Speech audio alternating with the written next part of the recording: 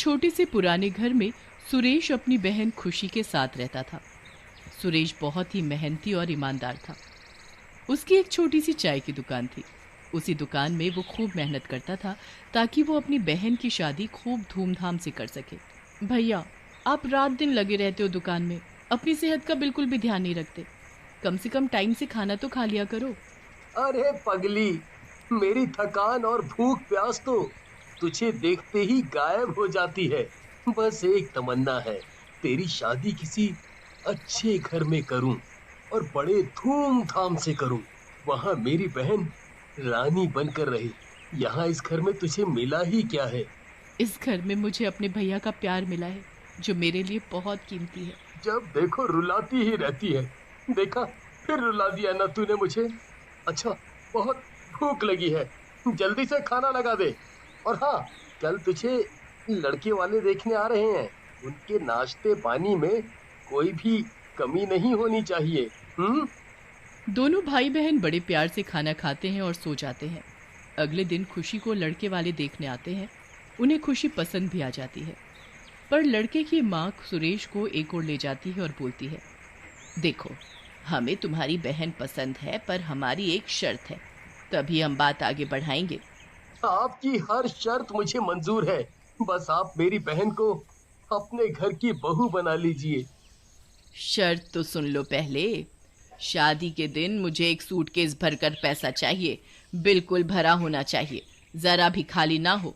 और शादी के बाद जब तुम्हारी बहन पग फेरे के लिए हमारे घर आएगी तो उसे सोने के साथ लाद कर ही भेजना उसके ससुराल। बताओ, अब शर्त मंजूर है? कजरी की शर्त सुनकर सुरेश सोच में पड़ जाता है। हे भगवान, अब मैं क्या करूं?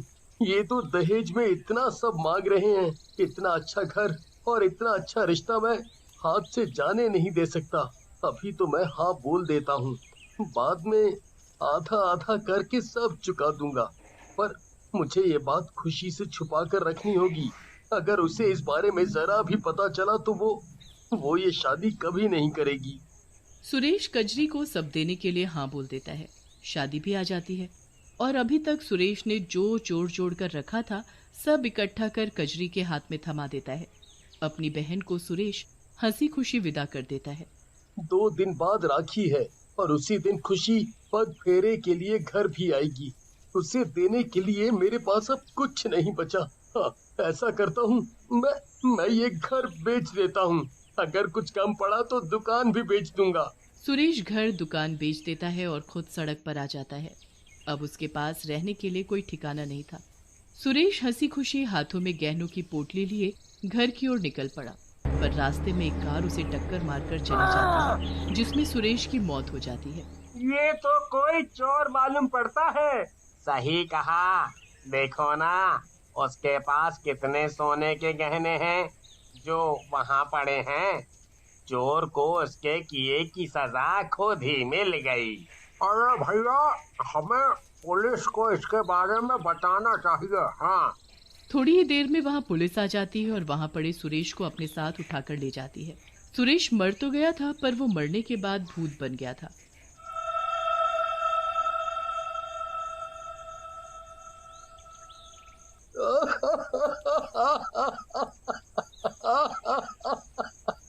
मौत भी कैसी मिली है। मेरा यहाँ घर मकान सब खत्म हो गया और लोगों ने मुझे मरते ही क्या नाम दिया, एक चोर का। ये तो ऊपर वाला ही जानता है कि मैं चोर हूँ या नहीं। काश काश मरने से पहले एक बार अपनी बहन से मिल लिया होता, उससे राखी बंधवा ली होती। आज के दिन मेरी ये कलाई सूनी रह गई। वहाँ खुशी अपने भाई के घर पहुँचती है। भैया, भैया कहाँ हो आप? देखो मैं आ गई। अरे खुशी, किससे आवाज लगा रही हो? यहाँ तुम्हारा कोई भैया नहीं है। भैया नहीं है? आज के दिन वो कहाँ जा सकते हैं? तुम्हें पता नहीं है कि तुम्हारा भैया एक चोर है, हैं? चोरी करके भाग रहा था तो गाड़ी के नीचे आने से मर गया। नहीं नहीं, ऐसा मत बोलो। मेरे भैया चोर नहीं हो सकते, वो कभी चोरी नहीं कर सकते। वो तो कितने ईमानदार थे। भैया, भैया आप कहाँ हो? देखो तुम्हारी बहन तुम्हें राखी बांधने आई है। आप सब झूठ बोल रहे हो। मैं तुम्हारी बातों पर यकीन नहीं कर सकती। मेरे भैया नहीं मर सकते। मैं आ रही हूँ भैया, आप कहीं भी हो मैं आपको ढूंढ ही निकालूंगी।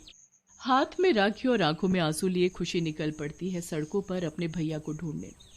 सड़क के बीचों बीच आते ही उसकी भी वैसे ही मौत हो जाती है जैसे उसके भाई की हुई थी। मरते ही वो चुड़ैल बन जाती है। मैंने तो हर राखी पर अपने भैया की लंबी उम्र की प्रार्थना की थी, फिर क्यों वो मुझे छोड़कर चले गए। भैया, अगर आप इस दुनिया में वाकई नहीं हो तो देखो, मैंने भी इस दुनिया को अलविदा कर दिया है। मैं भी मर चुकी हूँ, आपके बिना मैं कैसे जी सकती हूँ। खुशी अब एक चुड़ैल बन चुकी थी और सुरेश भूत, पर दोनों को ही पता नहीं था कि वो दोनों भूत और चुड़ैल बन चुके हैं। खुशी जरूर आई होगी मुझसे मिलने घर, मुझे राखी बांधने। मेरे घर ना मिलने से शायद वो वापस चली गई हो। उसे कितना बुरा लग रहा होगा आज मेरे घर ना मिलने से। एक बार खुशी को देख लूं बस, फिर कहीं दूर दूर चला जाऊंगा, हमेशा हमेशा के लिए। खुशी कहीं दिखाई क्यों नहीं देती? अब तो शाम होने को आई है, उसे तो अब तक वापस आ जाना चाहिए था। आखिर कहाँ गई होगी? घर में और कोई भी नहीं दिख रहा, सब कहाँ गए? वहां पूरा घर खुशी के अंतिम संस्कार में लगा हुआ था और भूत अपनी बहन को उसके ससुराल ढूंढ रहा था। वहां चुड़ैल अपने भैया के घर पहुंचती है और जमुना दास को वहां देखकर बहुत आग बबूला होती है। ये कौन है और मेरे भैया के घर में क्या कर रहा है? अभी बताती हूँ इसे। कौन है तू और यहाँ क्या कर रहा है? चुड़ैल, मैंने कुछ नहीं किया। मुझे छोड़ दो भाई, मुझे छोड़ दो। इस घर में क्या कर रहा है तू? निकल यहाँ से। ये घर अब मेरा है। मैंने इस घर की पूरी कीमत दी है भाई। क्या? इसका मतलब ये घर बिक चुका है, पर क्यों? मुझे क्या पता? जिसने मुझे ये घर बेचा है उसी से जाकर पूछो और मुझे जाने दो। चुड़ैल बहुत गहरी सोच में पड़ जाती है कि आखिर उसके भैया ये घर क्यों बेचेंगे। वो सोचते सोचते जा ही रही होती है कि रास्ते में उसे एक गरीब बच्चा रोता हुआ दिखाई देता है। चुड़ैल उससे जाकर पूछने लगती है, क्यों रो रहे हो और तुम्हारा घर कहाँ है? तुम चुड़ैल हो, मुझे खा जाओगी, कोई बचाओ बचाओ। शांत रहो बच्चे, मैं तुम्हें कुछ नहीं करूंगी। पक्का कुछ नहीं करोगी? मुझे खाओगी तो नहीं? पक्का नहीं खाऊंगी। अब बताओ क्या बात है?